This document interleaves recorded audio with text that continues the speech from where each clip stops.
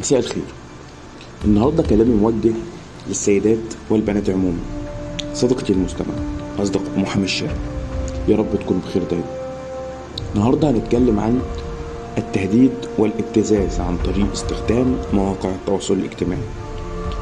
لو شخص من الأشخاص حاول يهددك أو يبتزك عن طريق استخدام الواتساب، تليجرام، ماسنجر، فيسبوك، أي مواقع تواصل اجتماعي أو أي منصة خاصة بمنصات السوشيال ميديا، حاول يبتزك بصور أو حاول يبتزك بمعلومات عنك أو حاول يشتمك، حضرتك حاولي تجاريه على قد ما تقدري وتتوجهي فورا لقسم تكنولوجيا المعلومات والتوثيق بمديرية الأمن اللي حضرتك تابعة ليه، وهناك ناس محترمة جدا وناس مختصين وهيحرروا ليكي محضر